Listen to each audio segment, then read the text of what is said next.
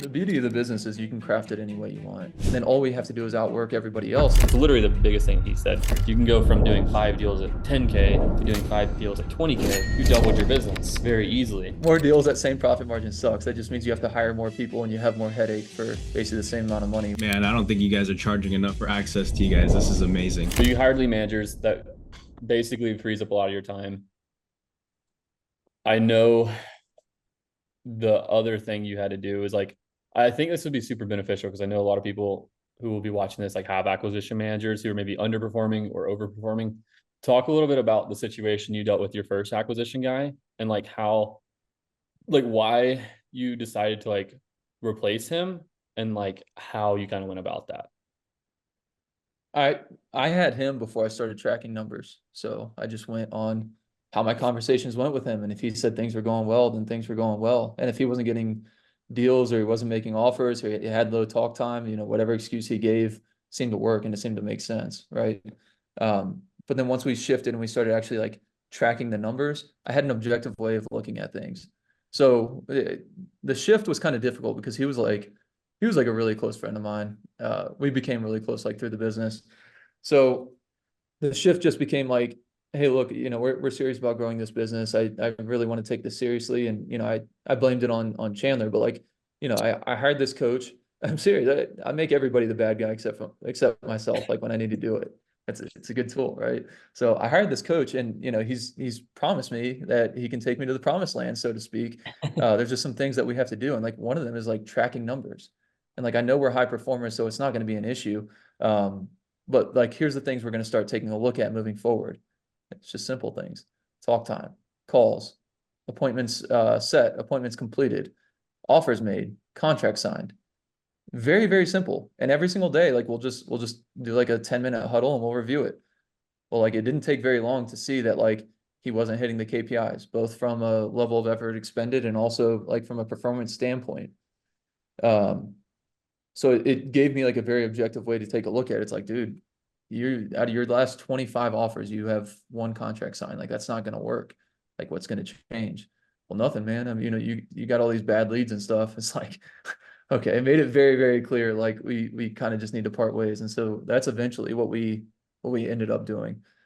Uh, and then moving forward, like for future hires, like my acquisition manager now, like those KPIs are what we live and die by. It's gotten very, very simple. Um, so I don't know. Is that kind of the answer you were looking for there, Chandler? Yeah, I think it's super simple. All right, we got a couple questions though. Keith asked, what are the KPIs for your lead managers and what do their daily schedules look like? Here, let me, do I have the capability of sharing my screen? You do. All right. I did see that question. I just pulled it up in the background. So, these are really my two main lead managers. This third guy, he's just kind of like a pre-foreclosure specialist. So I wouldn't pay a whole lot of attention to that one. It's a different process and different everything. But main lead managers, which I have highlighted here, their goal is one appointment a day. And I have a goal here of 300 calls, but you can see like they usually blow that out of the water. We track the number of calls that they make, the number of texts that they send, the number of appointments that they set, number of connections, which is basically like how many people did they speak to, and then conversations are like, um, I think we define those as talk time longer than 1 minute. So calls that last longer than 1 minute, that's not a voicemail. And you can see we track their talk time here as well. And so by tracking this over time, we kind of understand what the standard is. And I always tell them like, quite frankly, I don't really care how many calls you make or what your talk time is if you get your appointment every single day. But if you don't get your, one appointment a week, which like you can see this week, Rico got a 0 here on Wednesday, but he had 8 appointments on the week. Like I'm not gonna, and he put in 369 calls. I'm not gonna say anything about that. But if he had, let's say 3 zeros in a row and he wasn't making the calls, like at that point, like we're having a very, very serious conversation. I just tell them like one Wow. appointment a day keeps Tyler away. So that's what we look at from a lead management perspective. Let me make sure I covered that in its entirety. Um, Question on any this. other? Yes. When, when you put down one appointment a day, how do you go about having the conversation with people who miss the appointment? So let's say like Rico put up 3 goose eggs in a row. Um, how like how long do you wait to have that conversation and what kind of conversation do you have with that guy? So we do review this daily. So even if there's like a zero, so like when we have the call on Thursday, like Rico, what's up, man? You got a zero yesterday. That ain't you. Right. And it's me kind of like poking fun a little bit. I'm not being serious yet. You know, boss, I had 36 connections. I put in the calls. To be honest, only 3 of them were worth talking to. And even them, like they just weren't ready. Don't worry, like I'll get it back tomorrow. Like that's the conversation I expect to have on day one. And to be honest, I don't even think we've ever had 2 zeros in a row. But if we did get to the point where we had 2 zeros in a row, hey Rico, look, I know yesterday you said, we just weren't getting people on the phone. It looks like we had the same thing happen again today, 2 days in a row. I know that's super uncharacteristic of you, and I know we expect better. Like, what changes are we going to make from yesterday to today to make sure that we get an appointment tomorrow? And at that point, like, we're just going to make sure we have a plan in place. I've been calling the older working leads. Maybe tomorrow I just focus on our pending appointments. Maybe tomorrow I just focus on our working leads that are generated within the last 7 days. Maybe I'll make sure that I call all the new leads within the first 2 minutes that they're created. I'm just looking for some sort of creativity that's going to ensure, like, it's a good action plan for him to get the appointment set. If it happened a 3rd day in a row, I would, like, at that point, we would have to have a PIP, a performance improvement plan. Like we wouldn't tolerate 3 zeros in a row on the lead management side. So at that point, I'm going to sit down with Rico and say, we had a rough week this week. We have to make sure we do not repeat that course of action. So let's take a look at this upcoming week. And can you walk me through the plan that's going to guarantee that we get 5 appointments in a week? And what I'm looking for in that conversation is, like, I want to see that he gave it serious thought, that he's actually, like, still committed. He's putting in the work. If I have tweaks to his plan that I think would be better, I'll give them to him. And then I'm just going to measure his progress. If he says he's going to call all the pending appointments, I'm going to pull up our pending appointment list, see how many times he called them. He better be calling them 5 to 6 times every single day if he really wants to get an appointment, right? So I'm just trying to gauge his level of effort and his level of commitment. I know there's a lot there. We can unpack as much or as little as you want. Yeah, I think this is good. Let's see, we got a good amount more questions on this. Who fills out the KPI? So someone asked just like simply, who fills out the KPIs to prevent fake info?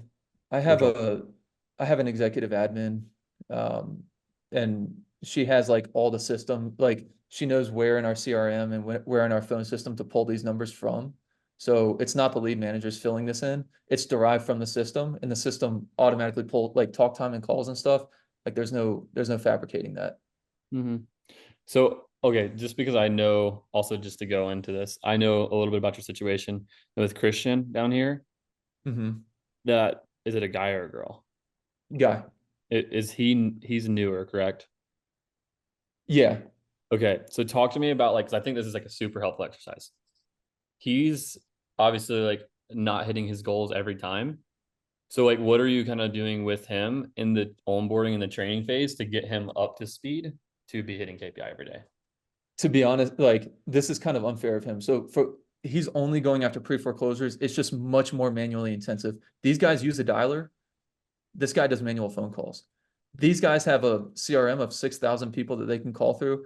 This guy has a list of 60 that we're actively targeting at any given time.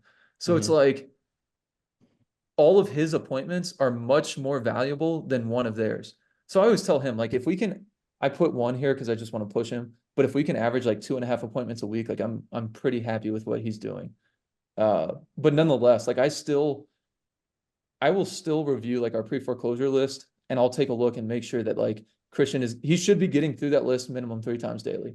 He should be calling every single person on that list. Like, and we have multiple phone numbers per prospect. Like, in some cases, like, he should be calling them 3 times through that list every single time.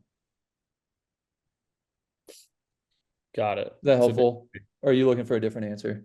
Oh, no, I was just curious to see, like, okay, if he wants to get 5 appointments a week, like, how would you, like, what are you doing about, like, ramping him up? But if he's already kind of like hitting expectation, then that's and so it's funny, we can look at this past week.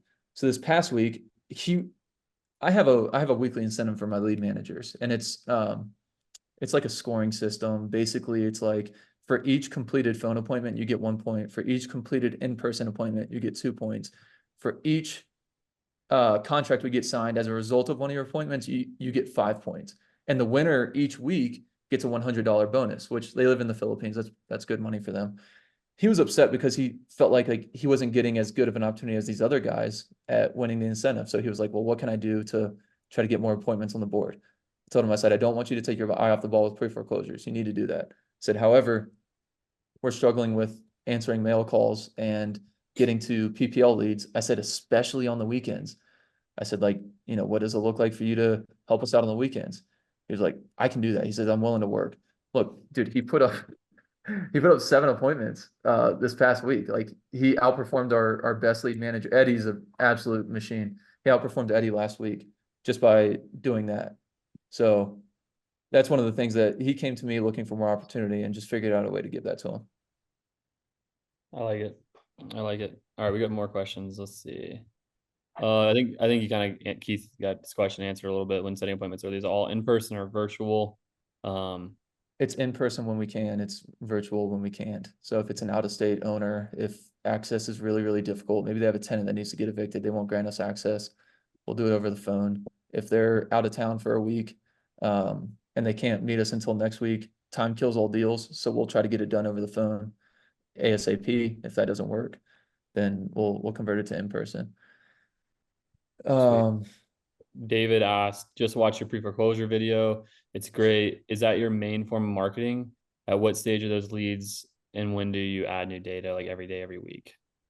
So I'm really terrible at going after pre-foreclosures, in my opinion. It's just a supplement to what we do. So I'd say our main marketing is we still do SMS, we do mail, and we do PPL. We do a good bit of that stuff. Pre-foreclosures is just something on top of it. The only thing we do with it is I just have Christian calling through the list 3 times daily, and we text the list 3 times weekly. And that's literally it. What I envision is, actually, it's one of my action items, I think, for probably next week, is I'm going to hire just a pre-foreclosure specialist. He's going to spend half his day doing calls, deep dives, and then half his day door knocking. So when I say we're pretty terrible at pre-foreclosures, I don't think we put a whole lot of effort in. Even still, it gets us about 1 to 1.5 deals a month at just his hourly wage cost, which is like $5 an hour.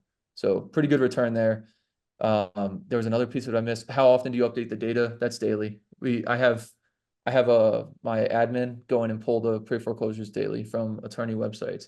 If you guys haven't seen my video, Chandler's team will get that to you. Just request it. Cool. Are these guys commission or hourly plus commission? Jericho asked your lead managers.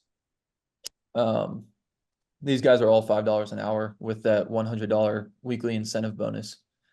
And again, these are Philippine VAs. There's a lot of people that will sit there and preach not to use VAs as lead managers. If you called either of these guys, you would have no idea they live in the Philippines. And the only reason I say that, or the only reason they're that way, is I didn't hire them that way. I mean, they were good when I hired them, but they've been with me for like 3 years. I still train them 4 times a week at 30 minutes Monday through Thursday. So just need a lot of hands-on training with that stuff. What's your full team? David also, okay. I was just a quick follow-up on the pre-foreclosures. He asked, like, do I take like a Michael Franke approach? I approach, this is weird, but I approach every single pre-foreclosure prospect like they're my mom. So what I mean by that is if you find out your mom is in pre-foreclosure, you're not going to call her and ask her to sell the house, right? You're going to call her and ask her, like, hey, what are you trying to accomplish? Do you actually want to stay here, or do you want to sell? Well, I want to stay here. Okay, great. What's your plan? Well, I don't know. I haven't really given that a whole lot of thought. Well, mom, like, I'm not going to let you get foreclosed on. Like, we need to come up with a plan. Like, what's up? I know the bank said like they have like loan modification programs and stuff. Like, maybe I'll just do that. Okay, well, mom, your auction is in a month and a half. What happens if you don't get an answer until the day before the auction and the answer is no? Like, you're going to lose the house. Like, we need a backup plan. Have you thought about a backup plan? No. Okay, well, we need to figure out a backup plan. I literally just pretend it's a family member. So basically truly care, and you'll figure it out. That's exactly right. Yep. The question you're about to ask is, what does my full team look like now? I have an executive admin, 2 texters, 1 pre-foreclosure guy, 2 lead managers, 1 acquisition manager, and then a TC/dispo. Nice. Okay, Joel asked, You took over your friend's business. If you had to start from scratch, what would you do first, second, and third? I did start it from scratch essentially. The dude that was running the business, I mean, it was just like, dude, he just blasted a shit ton of RVMs. Like there was no structure to it at all. So I essentially did start my own business. But what would I do first, second, and third? One is learn sales. So I would my first expense would probably be, as crazy as this sounds, is I would figure out free marketing. So, and that's easier than what it sounds like. If I had zero money today and zero team, I would just go pull pre-foreclosures and probates, which I can get for free. And I would just go hustle and go talk to them. And then I would just make sure I know sales so that I can make sure I convert those. So that's how I would start the foundation of my business. And I think by doing that, you can make 250 grand a year minimum very, very easily with little to no overhead at all. Love it. All right, Jericho, thoughts on need to sell my house fast? And then who are you currently using for PPL? Monthly budget leads the contract. All right, so I'm not a fan of need to sell my house fast at all. Not a fan of that one. I split tested across 5 of them and I chopped off 3 of them. The only 2 I have remaining are property leads, which is really, really good in my experience. I hear it's kind of a market by market thing, so take that as you will. And then Lead Zolo. Lead Zolo procures all of their leads via YouTube. So we find that most of those leads that come through are really, really motivated. And also the cost per lead on those is only it's like $170 a lead, which is kind of unheard of from a PPL standpoint. The only challenge with that is that the lead flow is really slow. We only get a few leads of those every single month. And then property leads, they procure all theirs via SEO. So those are typically people Googling like sell as is, sell my house fast, we buy houses, that kind of stuff. So it's pretty high lead quality. What's my monthly budget? Monthly budget is unlimited as long as my price per lead makes sense. So for example, need to sell my house fast wasn't working for us. So my monthly budget on that is like, I'm not willing to pay more than like $150 per lead, which means I essentially don't spend anything. Property leads, we're seeing a really good return on it. So I'll max my budget to make sure I'm getting the leads with no cap at all until the KPIs start to tell me that we're not seeing a return anymore. Then I'll dwindle it down. Hopefully that makes sense. Leads to contract, we're at 1 in 12 right now. Nice. All right, Jericho, would you be able to give a peek in your lead manager call? Sound like what's their main goal during the call, from my understanding, to qualify or disqualify further before being pushed to underwriting team? I don't know if we have time to go through a full call, but like Tyler, if you can talk about that at like a high level of like, what's the goal of the call? How does that kind of like go from a basic standpoint? And then like knowing whether to qualify or disqualify. Just kind of like generally those 3 things. Yeah, our appointment criteria is motivation and or asking price is 80% of the estimate. So that means if they're motivated and they have a high asking price, it's still an appointment. If they're not motivated at all, but their asking price is 80% or below this estimate, then it's an appointment. And so what they do is they determine price, timeline, condition, motivation. They understand how to uncover any kind of deal killers or like hidden objectives. They understand how to uncover other decision makers, which is a big one. So they need to get the 4 pillars, determine if it meets our appointment criteria. Then they have to uncover any deal killers and any other decision makers. That's when they set the appointment, and then they're held to. We need to have an appointment attended ratio of or appointment completed ratio of 80% or better, meaning that if they set 10 appointments, we better be going on 8 of them. And if it's less than that, then they probably didn't do a good job of setting expectations. Cool. And then when do you disqualify someone? Like, how do you know to disqualify a seller if you're talking to them? Just if they're not motivated. So just we just ask in a much more like we could go really, really deep on how to gauge motivation, but in essence, like we just make sure that we're going deep on motivation, we're asking the right questions, and if there's not any kind of pain there, and if the asking price is high, like we kind of go negative on them, which is a John Martinez sales concept. So, hey, it sounds like you don't really have a whole lot of reason to sell this thing aside from the price. Is that correct? Yeah. Okay. Well, and just to be clear, price aside, there's no reason you would sell this thing. No, not at all. Okay. Well, if I'm being honest, obviously we're investors. We've got to be able to turn a profit to keep the lights on and keep employees paid. Like, does it make sense for us to continue the conversation? I just want to make sure we value your time. No, I think we're probably best off listing with an agent. Okay, great. Well, look, if anything goes sideways, please keep us in mind. It's just something like that. Sweet. Okay. Geez, we got a lot of questions. You boys are liking this. This is good. You liked Riva Global, if I'm not mistaken, Joel said. Yeah, so Riva Global, that's where I hired my first few VAs from. So my main texter right now is Riva Global. Eddie is Riva Global. Those are the only two that are remaining with me from Riva. But like I said, I don't think you can find a better VA lead manager than Eddie ever. He actually just quick funny story. He fooled me. We had a mix up on one of the numbers on our mailer. So I called like one of our mailers on the phone number. He answered and I thought it was a competitor in our market. So I'm just sitting there grilling him on like, how he's getting all of our calls on mail. And like, it was like 3 minutes into the conversation. I was like, holy shit, Eddie, is that you? And he's like, who is this? And I was like, it's Tyler, dude. Like he's just really, really good, man. And then Toph sends out 5,000 texts a day by himself, manages a response rate less than 2 minutes for a response time. Like he's just a machine. So yeah, they've been really good. They've been really good. Nice. Okay, David asks, do you door knock pre-foreclosures? At what stage or do you door knock pre-foreclosures? We don't have the capacity to do that right now. When I hire this new guy, what he's going to do is he'll go door knock the week that they receive the NOD, and then they'll door knock. Probably going to have them do it like 7 to 10 days before their auction as well. So we'll door knock twice per prospect. Got it. I think you just answered this, but for your normal contact cadence, what stages are you contacting them? Notice of default or once sales set or both or? We're calling 3 times daily. So from the moment that they receive the NOD till 2 days before the auction, they're receiving 3 phone calls a day and 3 texts per week. Sweet. Capital X. So you're still text blasting or manually texting because of pre-foreclosures? It's a mix. So we use Smarter Contact for our mass texting, just to like general lists. I mean, think absentee or high equity or whatever it is.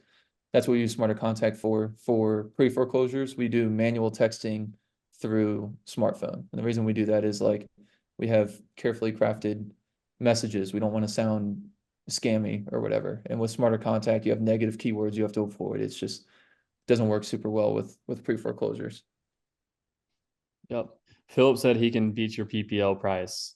And my lead team pre-qualifies your lead. Does that mean like, Philip, that you can answer this in the chat? I'm assuming that means like you get a lead and then you guys call it and see if it's actually a lead kind of thing and then send it over. What are you guys getting? Because Philip's also doing like Facebook and some other digital lead gen channels.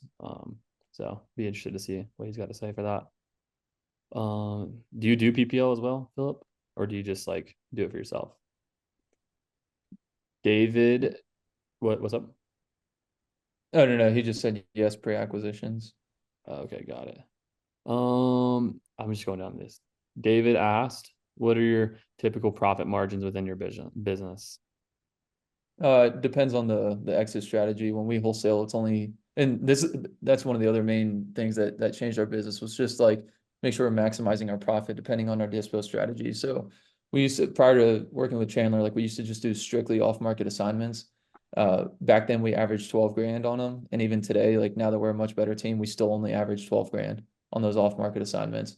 When we utilize the MLS and disposition it as is on the MLS, we're averaging 25 grand per deal. And then when we actually take it down and flip it, we're averaging 46.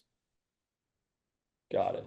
So talk about a little bit on this. So I know like there's some more questions, like you guys copy and paste a lot of those questions because they're just like smaller things. I want to get into a little bit more detailed, higher level topics. What, like when you started adding extra strategies, like how did you go and just like be like, okay, let me start doing innovations, let me start doing some wholetails or flips or whatnot from just like wholesale? Because I remember when we first started working together, your average deal size was mostly just wholesales on that side of it. So like, what were some of the things you did to start adding a new ways to make more money from your leads? We just set MLS access as a standard. Like if we didn't get MLS access, it was kind of looked at as like a bad contract. Like why, like if our acquisition guy came back and we didn't have MLS access, like just be kind of grill him a little bit.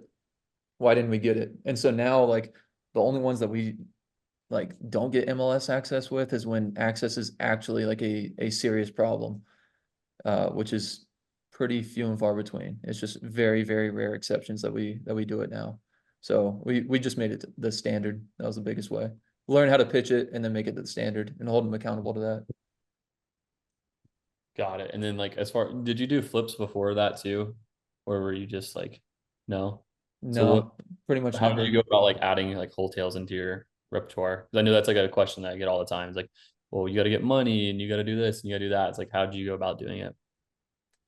I'd say adequate reserves are important, but even without the money, I would just find someone to partner with just because like we see how much more money we make on it when we put money into the deal. So I'd find somebody that you can partner with to do that.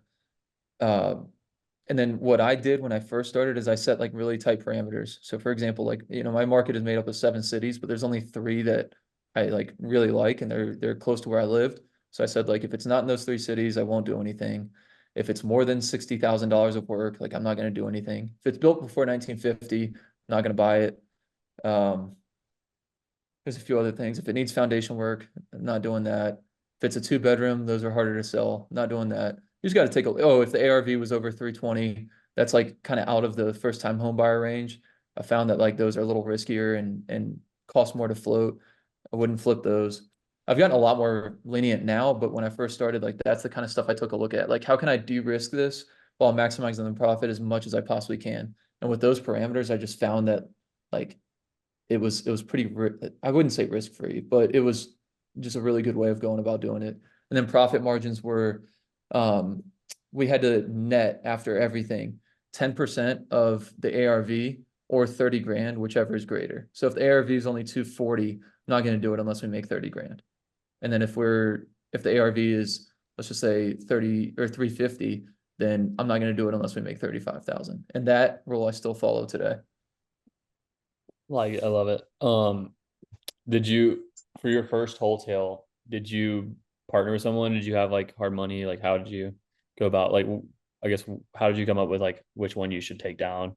And like, how did you go I find them? I didn't partner with somebody on them. What I did was I found a reliable contractor, which I found him through one of the flippers. I wholesaled a lot of my stuff too. And then I just used Kiavi for my hard money lending. And so my cash to close was it's like $8,000. And then my monthly float on it it's like $1,200 for my first one. So I just made sure like, hey, if this takes 5 months, can I afford what's that? Cash to close of 8 grand and then 1,200 a month for 5 months, that's 6,000. So can I afford $14,000 over a 5 month period in addition to operating the business? As long as that answer is like yes and it's comfortably, then um, that's what we do. And then you just pick like a random property? Because like the, I think like a lot of people are like, oh man, like when do I wholesale versus like wholetail this one or whatever? Like, that's a question that a lot of people get. Like, how do you Those go and parameters, Mhm. the parameters that I said. So like, for me, it's got to be built in those 3 cities, or it's got to be in those three cities, built after 1950, ARV south of 320, repairs less than 60,000, no foundation repairs, stuff like that. So I view those as like easy money. Like I can't afford to just sell that to another investor for them to make it easy $30,000 that I otherwise could do. And it's just very, very, very simple. Like when I set that criteria. Yeah, I love it. Cool. And then I guess like let's see, we got some other questions in here too. So I think Jericho asked a pretty good question. He's like, I have an extra 1 to 2K per month in marketing budget that I can dispose either to PPL or SMS or another marketing channel. I currently have 2 callers doing cold outreach for opt-ins for me, and I take on an LM call. So basically, he's just doing cold calling with 2 callers, and then he takes the diagnosis call on the lead manager call. What would you guys recommend I put my budget towards on marketing, PPL or SMS, or maybe hire a part-time person to delegate all my repeatable tasks to, like admin work? And then basically that's the stuff that takes up a lot of my time. So I guess how would you go about I answering that? Yeah, I'm diehard niche list. So like if I have 1 to 2 thousand I'm looking to spend, like I would prioritize that over any other marketing channel. I'm going like what you got to figure with cold calling, with texting, with mail, like what are we doing? We're pulling a massive list and we're fishing and we're hoping we can find that one motivated seller or that X number of motivated sellers, whatever. With niche lists like probate, code violations, water shut off, pre-foreclosures, whatever, we're starting with the motivation. We have a list of motivation. And then all we have to do is outwork everybody else in terms of getting in touch with them. Then once we get in touch with them, we just have to build trust and be a trusted advisor, essentially, provide a solution. So that's 1,000,000% what I would do. Like even the reason why I still do mass marketing the way that I do is like that's the foundation I built my business on. I added niche stuff on later on. And I plan like my future vision is to kind of like reverse that. Like the future of my business will be like the meat and potatoes will be niche lists. It'll be pre-foreclosures, probates, all those other lists. And then like some of this other stuff, it's just going to be supplementary.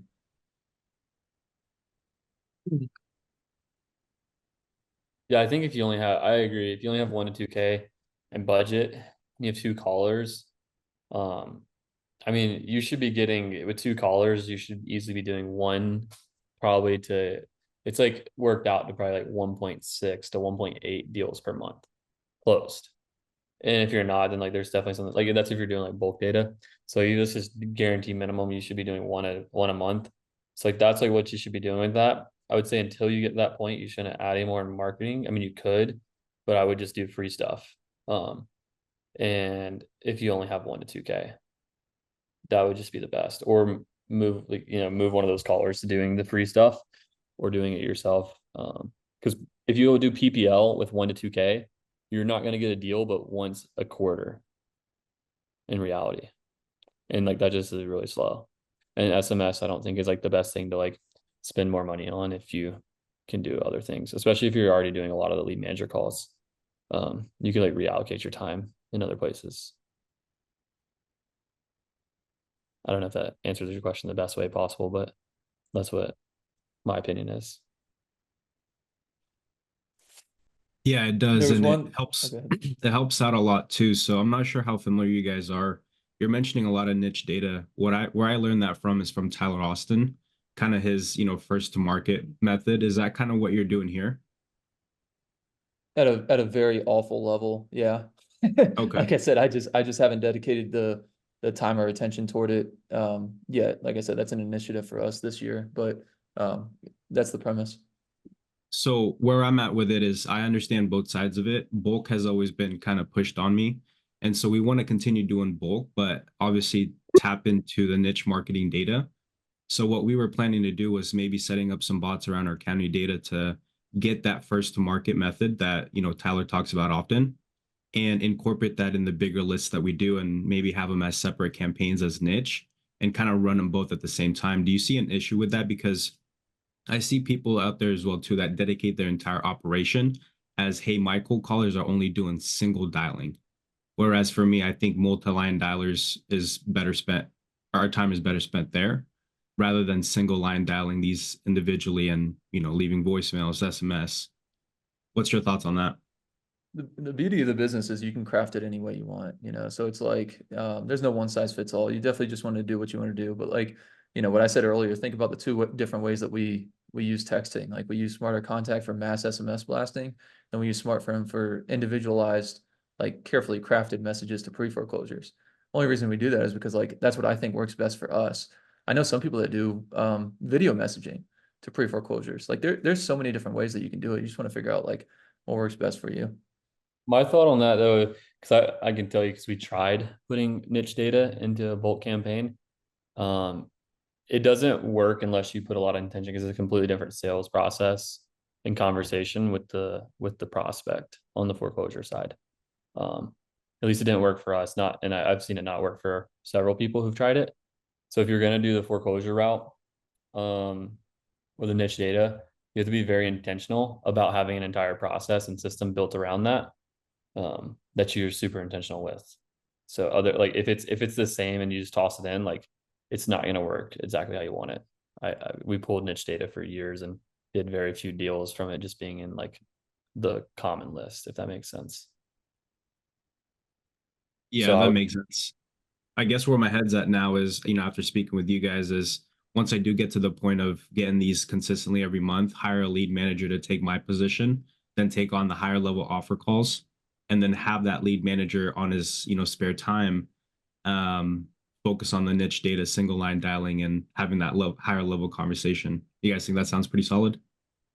I think what I would do, it's a little bit different than what you have, but it's similar. Like you could repurpose your team to accomplish Mhm. that same task now, is take your cold callers and either have, let's just say one of them is better than the other, put them on like the guy who's better, or you can figure out how to do this. But like, is I would have all of your cold callers only qualify leads like really highly to where you're just only talking to like really good people.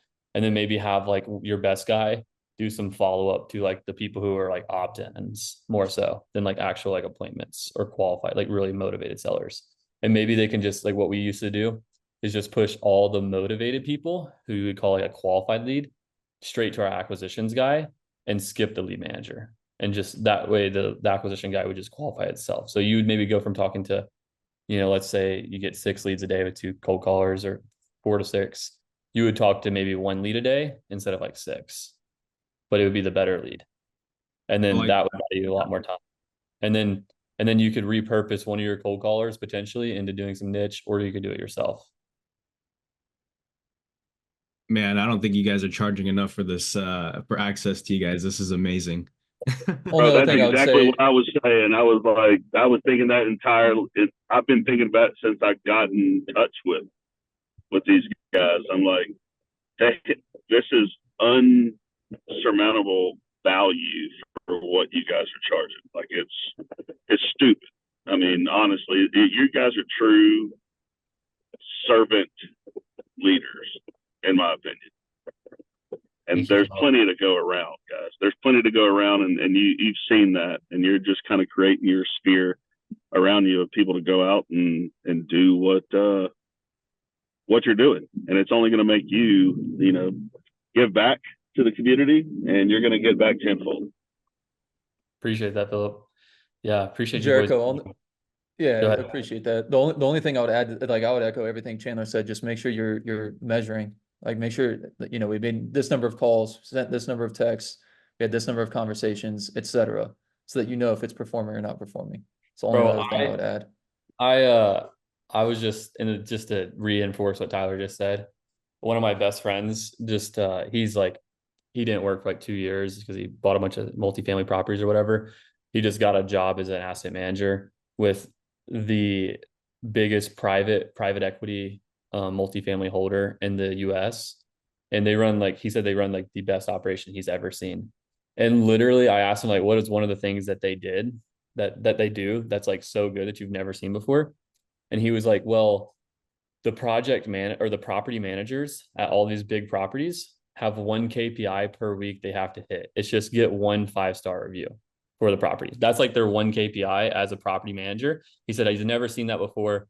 He said, and like because of that, we can just charge $50 to $100 more per door over 70,000 units. Think about how much more money that is. Like, I mean, that's billions. That's like $1 billion probably, in like actual equity value. But like that's literally all they do is they just track one number per week for everyone in the organization. So like if you're a cold caller, and like this is like, it's literally the biggest thing he said, between the best company he's ever worked for, and he's worked for like 5 different companies like this, and also owns a bunch of units himself, versus like the average. So it's like tracking one number. And like I know that sounds super elementary, but if everyone on your team doesn't have one number they report on daily or weekly at the minimum, then like you're leaving tons of money on the table, guaranteed. Yeah, absolutely. Yeah, real quick, because that's how you drive decisions in your business. This is working, this isn't. That's how I know which PPL providers to cut. That's how I know which marketing channels to stop or start or whatever. Who to hire, who to fire, right? It's all data driven. Which by the way, you don't have to be a CPA to do that stuff. Like I just so happen to be a CPA and I use zero experience or knowledge from accounting in what I do today. Bro, Tyler, he's like, how do I even track like appointments? Yeah, dude, I was as bad as it got when I first started. Real quick, I know we're coming at the top of the hour here.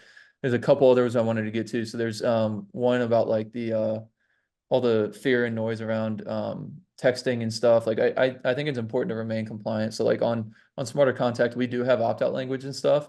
And we changed our process so that and like I'm a little unique in this, but our texters actually, before they push a lead through, like they have to get that prospect on the phone. So they get price, timeline, condition, and motivation. And then most importantly, they get the consent for us to text them moving forward. So we have that on a recorded line. And if the prospect can't talk, we still via text get price, timeline, condition, motivation, and their consent to text moving forward. So we either have a recorded conversation or we have text message history in Smarter Contact. And then that way, when we get them in the CRM, we can disclose our names, our company name. We include opt-out language. Like we are actually fully compliant in that regard. I'd encourage you to give some thought to that. Nonetheless, I operate SMS with the assumption that it's going to be gone tomorrow. That's why we do mail. That's why we do PPL, and that's why I'm putting such an emphasis on niche lists. I view SMS as, hey, I'm going to get it while the going is good now, but it ain't going to be around tomorrow. So I wouldn't build your foundation around SMS. I would use it while you can, get out of it if it goes away, and be ready to pivot. There were like 4 questions in here about profitability. This quarter, in terms of revenue that we locked up 515,000, and our expenses on that were 132. And then in terms of closed revenue, we closed 540 on the quarter on the $132,000 spent. Our average cost to close, we're at like $3,000 per contract right now. I'm trying to think what else. Someone asked about like if I was at $100,000 a month. Let me go back real quick. How much So do you want? It's like that was like your net profit basically. what? Say that one more time. You just asked like if you had 100K a month and that's what you're making revenue, how much would the net be? So we operate at like a 70% profit margin currently. So our net would be 70 grand if we did 100 grand. And a big reason for that is by running an efficient team and also using these free channels and maximize your deal size. So like when you talk about like doing flips and stuff and making like 50 grand a deal, like you wouldn't you wouldn't be running those margins if you're only averaging 15K a deal. It wouldn't be possible. So the leverage. So if go ahead. Let's just think about this real quick. So like my monthly overhead in total right now, after paying myself and salaries and everything, is like it's like right around like $45,000 a month. Let's just call it that, right? And then we average I think it's like 7 or 8 deals a month right now. Let's just pretend it's 8 deals a month. I told you our average off-market assignment fee is $12,000. So if I just assigned all 8 of our deals every single month, that's $96,000, and we're spent prior to paying commissions, and we're spending $45,000 a month. Like we'd probably, after paying commissions, we'd probably only be at a 30% profit margin versus 70%. Like that will illustrate the point right there. Yep. The leverage in your business is the deal size, because in a lot of businesses, you can increase your, other types of business, you can increase the value of each customer exponentially sometimes, right? Like you hear Hermosi talking about like the biggest lever in businesses is increasing LTV. And that's because that is the biggest lever. If you can go from doing 5 deals at 10K to doing 5 deals at 20K, you doubled your business very easily. And especially in real estate, like if you're in a market where your average price point of your property is whatever the number is, your deal size should be about 10%. 8 to 12% is usually the range, but 10% is the target. So if you're not at that, it's like the single thing you can do to just like instantly double or triple your business. Very unpopular opinion, but more deals sucks. More deals at same profit margin sucks. That just means you have to hire more people and you have more headache for basically the same amount of money. Whereas, if we can do 8 deals a month at 12 grand per deal versus doing 4 at 30 grand a month, I'll take the 4. Like, absolutely. Yeah. Yep. Sweet. Gentlemen, appreciate you guys being here. Tyler, thanks for coming to chat. I think this was a super valuable conversation. People definitely got a lot of value from this. Awesome. Cool. All right, gentlemen. See you guys later. Peace. Peace.